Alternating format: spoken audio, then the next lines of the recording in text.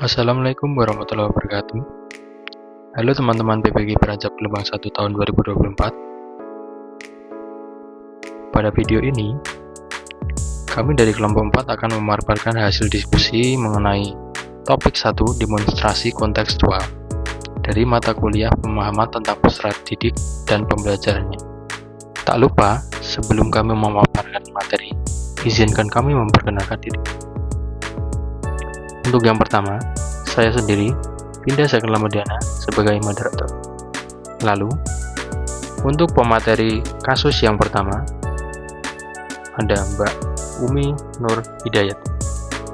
Untuk pemateri jawaban kasus pertama, ada Tanggap Samudaya. Lalu, untuk pemateri kasus nomor 2, ada Mbak Safa Nur Rohma. Untuk jawaban kasus nomor 2, ada Mbak Satria Studi Salsabil.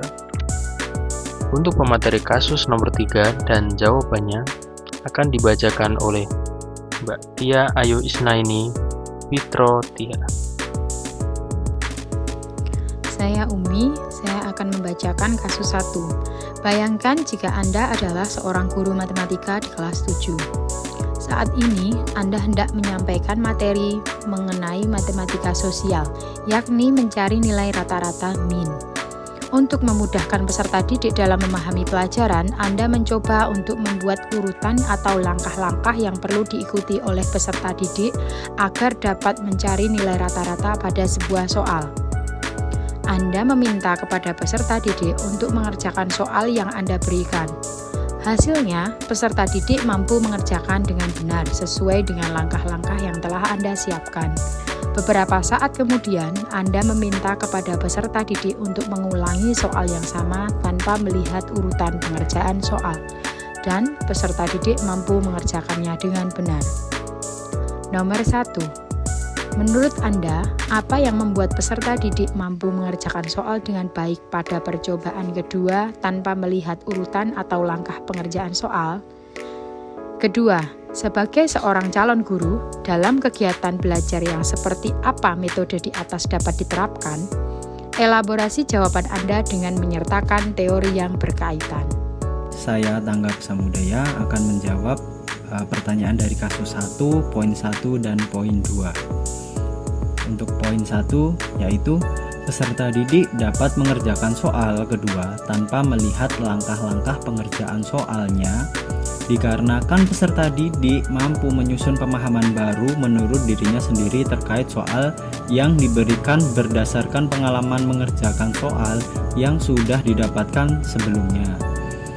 Dengan begitu, pemahaman baru yang dibuatnya sendiri ini mampu membuat peserta didik mudah dalam memahami materi yang telah diajarkan, sehingga ketika peserta didik mendapatkan soal yang baru, peserta didik mampu mengerjakannya tanpa melihat lagi langkah-langkah pengerjaannya secara detail. Kemudian, untuk jawaban dari kasus 1, poin kedua, kegiatan belajar yang dapat menerapkan metode di atas yaitu kegiatan belajar yang berkaitan dengan rumus, hitungan, dan konsep sains serta kegiatan belajar yang dapat dilakukan secara berulang tetapi menggunakan cara yang sama. Metode yang diterapkan dalam pembelajaran di atas mengadopsi teori belajar konstruktivisme yang dikemukakan oleh Jean Piaget. Hal ini dapat dibuktikan dengan metode pengerjaan soal yang telah disiapkan oleh guru dan dapat diadopsi oleh peserta didik dalam pengerjaan soal berikutnya dengan pemahamannya sendiri menurut pengalaman yang didapatkan dari pengerjaan sebelumnya. Hal tersebut sejalan dengan teori konstruktivisme Piaget yang membangun pemahaman baru berdasarkan pengalaman yang telah dilakukan. Selanjutnya, saya Safa Nurma akan membacakan kasus 2. Rina adalah seorang guru di kelas 1 SD. Sebagian besar peserta didiknya belum bisa berhitung dengan lancar. Rina sedang memikirkan cara yang sesuai untuk membantu setiap peserta didik dalam menyelesaikan tantangan belajarnya. Pertanyaannya, menurut Anda, apa yang dapat Rina lakukan untuk membantu peserta didiknya sesuai dengan tahapan perkembangan usia? Mengapa Anda menyarankan hal tersebut? Elaborasi jawaban Anda dengan menyertakan teori yang berkaitan. Perkenalkan, nama saya Satria Stuti Salsabila.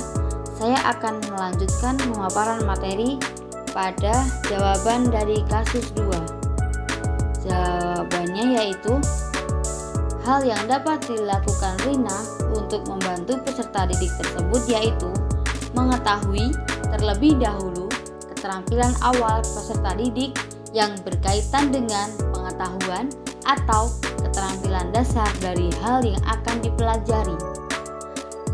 Untuk dapat memberikan treatment atau untuk merencanakan suatu tindakan, itu perlu mengetahui kemampuan awal peserta didik terlebih dahulu. Setelah itu, mempersiapkan kesiapan peserta didik terutama dari sisi minat dan motivasi. Sisi minat peserta didik disesuaikan dengan cara belajarnya agar mudah memahami dan menyerap materi berhitung dengan baik. Selain itu, Rina juga dapat menggunakan metode dan media pembelajaran secara nyata atau konkret, serta memberikan beberapa stimulus yang mengarah pada materi tersebut, sehingga peserta didik dapat memberikan respon positif yang menghasilkan perubahan pada tingkah lakunya, baik dari segi kognitif maupun keterampilan terhadap materi tersebut. Karena peserta didik pada kelas rendah, terutama kelas 1, merupakan transisi dari masa taman kanak-kanak ke sekolah dasar, sehingga guru perlu menggali keterampilan awal yang dimiliki oleh peserta didik tersebut. Dengan demikian, guru dapat memberikan perlakuan baik dari segi kesiapan peserta didik dalam belajar, minat, maupun motivasi yang dilakukan dengan mengaitkan lingkungan sekitar serta benda-benda nyata yang ada di sekitar peserta didik, agar peserta didik tersebut dapat dengan mudah memahami materi yang disampaikan. Hal tersebut sesuai dengan teori behavioristik yang berfokus pada perubahan perilaku peserta didik dengan pemberian stimulus untuk mendapatkan respon dari peserta didik yang dikaitkan dengan hal-hal konkret yang ada dalam lingkungan sekitar. Jadi, peserta didik pada usia kelas rendah itu mudah belajar jika menggunakan hal-hal konkret atau benda-benda nyata yang ada di lingkungan sekitar daripada hanya membayangkan saja. Cukup dari saya. Terima kasih. Kita masuk ke kasus yang ketiga. Di sini ada sebuah kasus. Made adalah seorang guru yang mengajar di salah satu sekolah negeri wilayah Bali. Ia mengampu mata pelajaran bahasa Indonesia. Ia hendak mengerjakan materi teks deskripsi pada peserta didiknya. Pada buku cetak yang menjadi panduannya saat mengajar, terdapat beberapa contoh teks deskripsi menceritakan tentang bangunan-bangunan pencakar langit yang ada di ibu kota. Dengan memperhatikan latar belakang setiap peserta didiknya, Made pun mencoba untuk memberikan contoh berbeda. Ia memberikan contoh teks deskripsi tentang pantai dan makanan khas di Bali. Pertanyaannya, menurut Anda, apakah pertimbangan dan keputusan Made sudah sesuai? Mengapa demikian? Yang kedua, prinsip apa yang Made gunakan dalam kasus tersebut? Elaborasi jawaban Anda dengan menyertakan teori yang berkaitan.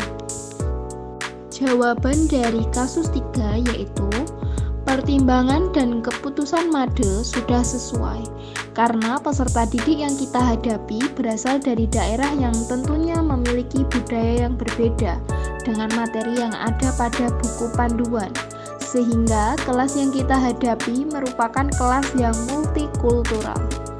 Implikasi dari aspek kultural dalam proses pembelajaran ini Pendidik dapat menerapkan pendidikan multikultural dengan memberikan contoh konkret terkait dengan budaya yang tumbuh di lingkungan peserta didik.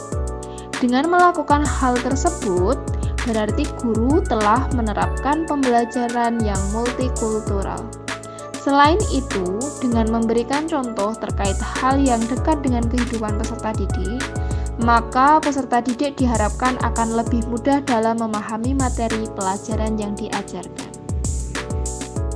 Prinsip yang digunakan MADE dalam kasus tersebut adalah pendidikan multikultural. Hal itu karena MADE sebagai seorang guru memberikan contoh konkret yang sesuai dengan budaya yang berkembang di lingkungan peserta didik. Hal ini sesuai dengan konsep pembelajaran multikultural, yaitu peserta didik dengan latar belakang budaya dan adat istiadat yang berbeda dengan materi yang disampaikan, dan guru mampu memberikan contoh budaya yang tumbuh di sekitar peserta didik. Demikian tadi hasil diskusi dari kelompok kami. Jika ada pertanyaan, pernyataan, saran, kritik, ataupun sanggahan, bisa diutarakan di forum diskusi. Terima kasih.